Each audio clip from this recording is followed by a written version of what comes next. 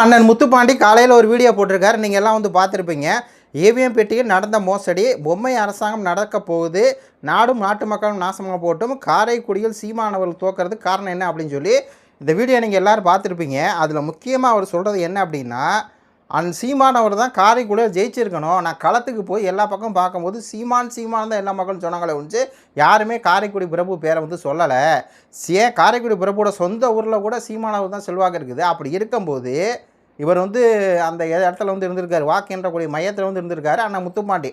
அப்போ பார்த்தீங்கன்னா முக்கியமாக அந்த செய்தியை வந்து கேளுங்க. இப்போது எல்லா தொகுதியிலையும் வந்து பார்த்தீங்கன்னா எண்ண ஆரம்பிச்சிட்டாங்க. இது முதல் சுற்று, ரெண்டாவது சுற்றுனா. ஆனால் காரைக்குடியில் ரொம்ப நேரம் ஆகியும் வந்து எண்ணவே இல்லையா, வாக்கு என்ன ஆரம்பிக்கலையா. ஆனால் டிவியில் என்ன வருது, சீமான் பின்னடைவு, காரைக்குடி பிரபு முன்னடைவுன்னு வருது. அப்போ இது வந்து எவ்வளோ தூரம் ஒரு சூழ்ச்சியால் வீழ்த்தப்பட்டிருக்காரு அப்படிங்கிற ஒரு கேள்வி வந்து கேட்டிருக்காரு அண்ணா முத்துப்பாண்டி. ஏன்னா அவர் வந்து அங்கே இருக்கார், வாக்கு எண்ணக்கூடிய மையத்தில் இருக்கார் முத்துப்பாண்டி. அவங்க எண்ணவே இல்லை இதில். ஆனால் எப்படி வந்து ரிசல்ட் அங்கே போகுது, என்ன தானே ரிசல்ட் அங்கே போகும். வாக்குச்சாவடியில் அங்கே இருக்கக்கூடிய ஆசிரியர்கள், வேலை செய்யக்கூடியவங்க வாக்கு வந்து பெட்டி எடுத்து இவிஎம் மிஷின் எடுத்து என்ன தானே வந்து நியூஸ் சேனலுக்கு வந்து போகும். ஆனால் நியூஸ் சேனலில் பார்த்தா சீமான் பின்னடைவு வந்து எல்லா சேனலையும் வருதான். ஆனால் இவர் அங்கே உள்ளே இருக்காராம் என்ற இடத்துல பெட்டி எண்ணவே இல்லையா, பெட்டி வந்து எடுக்கவே இல்லையா, கொஞ்சம் லேட்டாகி தான் நாங்கள் எண்ணுவோம் அப்படின்ட்டாங்களாம். அப்போது ஆனால் சீமான் அவர்களை வீழ்த்தணும்னு சொல்லி பல வேலைகள் நடந்திருக்கா, பல சைத்திட்டங்களும் நடந்திருக்கா அப்படிங்கிற கேள்வி வந்து அவர் கேட்டிருக்காரு. களத்தில் நம்மளும் பார்க்குறோம், சீமான் அவர்கள் தான் செல்வாக்கு வந்து அதிகம். ஒரு பக்கம் காரைக்குடி தொகுதியில் அண்ணன் சீமானோட சொந்த ஊர், அதில் இந்த தோல்வியை வந்து ஏற்றுக்கவே முடியாது. 4 இடம்லாம் சீமானை போவாருங்கிறத ஏற்றுக்கவே முடியாது. அதில் வந்து முத்துப்பாண்டி என்ன சொல்கிறாரு, ஒரு சுற்றுலையும் வந்து ஒரு பூத்துலேயும் வந்து ஒரு 1000 மக்கள் ஓட்டு போட்டிருக்காங்க அப்படின்னா அந்த பூத்தில் 300 ஓட்டு வந்து காரைக்குடி பிரபுக்கு வந்து எப்படி வரும், வர வாய்ப்பே இல்லை. ஏன்னா காரைக்குடி பிரபுக்கு அந்தளவு செல்வாக்கு இல்லை. விஜய் அந்த இடத்துல வந்து அவ்வளோ ஓட்டு வரதுக்கு வாய்ப்பே இல்லை. சீமானவருக்கு 66 இருந்துச்சுன்னா இந்த காரைக்குடி பிரபுவுக்கு 400 ஓட்டு 500 ஓட்டுன்னு எப்படி வரும். அதே ரிசல்ட் வந்து பாருங்கள், கிட்டத்தட்ட 1,13,058 ஓட்டு வந்து காரைக்குடி பிரபு வாங்கியிருக்காரு. எப்படி வாங்கியிருப்பார், அவ்வளோ செல்வாக்கு இல்லையே. சீமானவர்களுக்கு தான் செல்வாக்கு இருக்குது. சீமானவர்களுக்கு வெறும் வந்து 30,793 4ஆம் இடம், மாங்குடி 2வது, தேர்ப்பாய் பாண்டியன் 3, இது சீமான் 4. இது வந்து அப்பட்டமாக போய் அதான் வந்து அண்ணன் கேட்குறாங்க முத்துப்பாண்டி. 2021 எலெக்ஷன் முடிவை பாருங்கள். நாம் தமிழர் கட்சியை சேர்ந்த துரைமாணிக்கம் 23,872 வாக்கு வாங்கியிருக்கார் 2021. நாம் தமிழர் கட்சிக்கு வந்து 23,000 வாக்கு போட்டிருக்காங்கன்னா அப்போ 2026 மக்கள் வந்து எவ்வளோ வாக்கு போட்டிருப்பாங்க அப்படிங்கிறத நீங்கள் யோசிங்க. சீமான் தான் ஜெயிச்சிருக்காரு, சீமான் தான் ஓட்டு போட்டிருக்காங்க. அதை தான் முத்துப்பாண்டி அண்ணன் வந்து சொல்கிறாரு. புரிஞ்சுக்கிட்டீங்களா? இந்த ஓட்டு அதே மாதிரி இந்த பாராளுமன்ற தேர்தலில் நம்ம வந்து 1,60,000 சில்லற ஓட்டு சிவகங்கை மாவட்டத்தில் வாங்குகிறோம். அதில் காரைக்குடியில் மட்டும் 40,000 சில்லற ஓட்டு வந்து வாங்குகிறோம். அப்போ அந்த 40,000 மக்கள் எப்படி வந்து யாருக்கு ஓட்டு போட்டிருப்பாங்க, சீமான் தானே ஓட்டு போட்டிருப்பாங்க. இந்த மாற்றத்துக்கான மக்களின் திருச்சிக்கு அதிகமாக வந்தது யார், காரைக்குடிக்காரங்க, பரமக்குடிக்காரங்க. இந்த சிவகங்கை தொகுதி தான் நாம் தமிழர் கட்சியோட கோட்டை இருக்குது. அந்த இடத்துல சீமானவர்கள் எப்படி ஓட்டு குறையும், 30,000 ஓட்டு எப்படி வரும். மினிமம் சீமானவர்களுக்கு வந்து 80,000லேருந்து 1 லட்சம் ஓட்டு வந்திருக்கணும். மொத்தம் 3 லட்சம் ஓட்டு அந்த தொகுதியில் இருக்குண்ணா வந்திருக்கும். ஆனால் சீமானவருக்கு வராமல் காரைக்குடி பிறகு வந்து டிரான்ஸ்ஃபர் ஆகிருக்கா. அதான் முத்துப்பாண்டி என்ன கேட்குறாரு.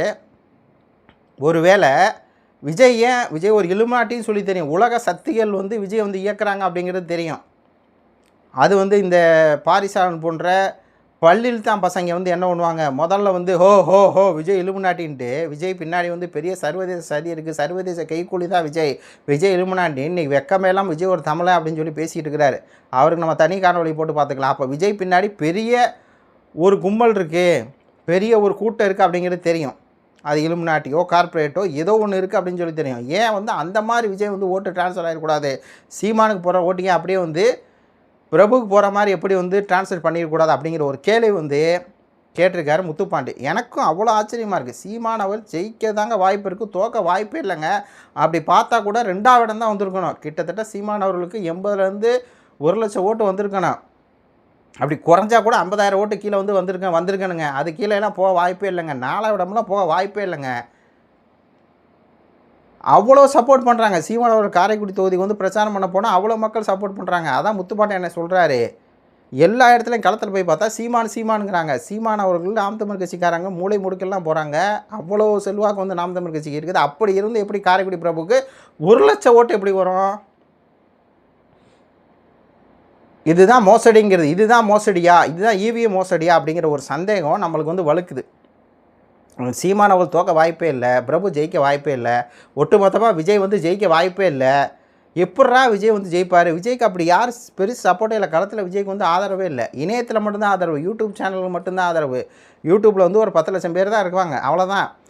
யூடியூப் யூஸ் பண்ணுறாங்க. மினிமம் வந்து ஒரு 10 லட்சத்துலேருந்து 20 லட்சம் பேர் தான் யூடியூப் வந்து யூஸ் பண்ணுவாங்க ஆக்டிவாக. மற்றவங்களாம் மற்ற விஜய்க்கு வந்து 1.5 கோடி ஓட்டு எப்படி வரும்? அதுக்கெல்லாம் வர வாய்ப்பே இல்லை. என்னமோ நடந்திருக்குது அப்படிங்கிறது மட்டும் தெரியுது. அது பின்னணியில் பாஜகவா இல்லை வந்து வேறு எது சக்திகள் இருக்காங்களா? கார்பரேட் கைக்கூலி தான் விஜய் அப்படின்னு சொல்லி தெரியும். ஏதோ ஒன்று நடந்திருக்குது. அப்போ அதை வந்து நம்ம வந்து வழக்கு போடணும்.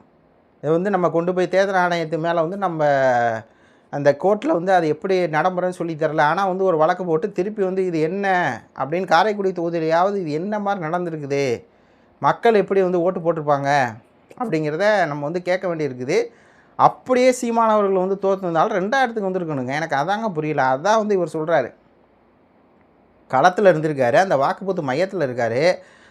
பெட்டி எண்ணவே இல்லை. பெட்டி எடுத்து என்ன தானே அங்கே சேனலில் வரணும். என்ன முன்னாடி பின்னடைவு அப்படின்னு எப்படி வரும்? காரைக்குடி பிறப்பு முன்னிலைன்னு எப்படி வரும்? எல்லாமே ஏதோ நடந்திருக்குது. நம்ம ஆல்ரெடி சொல்லியிருக்கோம், காரைக்குடி பிறப்பு வந்து தந்தி டிவி மாதிரி சேனல்களுக்கு 5 கோடியிலேருந்து 50 கோடி வரையும் கொடுத்துருக்காப்புல, விஜய் வந்து கொடுத்துருக்காப்புலன்னு சொல்லி இந்த சேனல்களுக்கெல்லாம் நல்லா பல்க் அமௌண்ட் வந்து போயிருக்குது விஜய்கிட்ட இருந்து.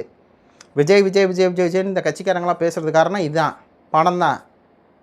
அப்போ சீமான் அவர்களை திட்டமிட்டு வீழ்த்தியிருக்காங்களா அப்படிங்கிறது முத்துப்பாண்டியனை களத்தில் இருந்து நேரடியாக கேட்குறார். அதே மாதிரி தான் நாம் தமிழர் கட்சி ஓட்டு வந்து குறையதுக்கு வாய்ப்பே இல்லைங்க. நம்ம 1000 காரணம் சொல்லலாம். மக்கள் ஃப்ரீக்கு வந்து ஓட்டு போட்டாங்க, அது ஓட்டு போட்டாங்கன்னு. ஆனால் கோர் ஓட்டர்ஸ் இருப்பாங்களா நாம் தமிழர் கட்சிக்கு, அவங்க எப்படி மாறுவாங்க? அவங்க ஓட்டு போட்டிருப்பாங்கள்ல. இப்போ எங்கள் வீட்டில் 20 ஓட்டு, போன தடவை 10 ஓட்டுனா இந்த தடவை 20 ஓட்டு. நானே 2 மடங்கு வாங்கியிருக்கேன். யாரை கேட்டாலுமே நாம் தமிழர் கட்சிக்காரங்க அதான் சொல்கிறாங்க, தம்பி போன தடவை நான் வந்து ஒரு 4 ஓட்டு வாங்கினா இந்த தடவை 8 ஓட்டு போட்டிருக்கேன்டா, நான் வந்து சேர்த்து போட்டிருக்கேன்டாங்கிறாங்க. 1 ஓட்டு போட்டவங்களாம் 2 ஓட்டு போட்டிருக்கேன், 2 ஓட்டு போட்டவங்களாம் 4 ஓட்டு நான் சேர்த்து வந்து போட வச்சுருக்கேங்கிறாங்க. அப்போது ஓட்டு வந்து நம்மளுக்கு விழுந்துருக்கும். ஆனால் ஏதோ ஒரு இதில் ஓட்டு வேறு பக்கம் போயிருக்குதா, இது மிகப்பெரிய சதி நடந்துருக்குதா அப்படிங்கிறதான் ஏதோ நம்ம கேட்க தோணுது. இது உண்மையா இல்லை வந்து இது என்ன மாதிரியான ஒரு தேர்தல் நடைமுறை அப்படிங்கிறதே தெரில. அதுக்கு தான் பல பேர் காங்கிரஸ் ராகுல் காந்தி கூட போன தடவை இது பண்ணிருந்தார், பிஜேபி ஜெயிச்சது கூட இவிஎம் மிஷின் தான் காரணம். அதாவது கள்ள ஓட்டுகள், அதாவது டிரான்ஸ்ஃபர் ஆகிற ஓட்டுகள், எந்த நாட்டிலையும் இருக்க ஓட்டுகள், அப்படின்னா ஏதோ நடக்குது. இது எப்படி நம்ம சொல்கிறதுன்னு தெரில. ஆதாரத்தோடு நம்ம வந்து நிரூபிக்கணும். நம்ம சும்மா வாயில் வந்து இப்படி சந்தேகம் இருக்குது அப்படி சந்தேகம் இருக்குன்னு சொன்னால் அது வந்து செட் ஆகாது. ஆதாரத்தோடு வேணும். ஆனால் முத்துப்பாண்டியனே அவ்வளோ ஸ்ட்ராங்காக சொல்கிறாரு. அதே மாதிரி ஒரு சில தொகுதிகளை குறிப்பிட்டு அவர் வந்து சொல்கிறாரு, இந்த முஸ்தபாங்கிறவரெலாம் ஜெயிக்க வாய்ப்பே இல்லை, தொகுதிக்கே போகலைங்க, அவர் எப்படிங்க ஜெயிப்பார்?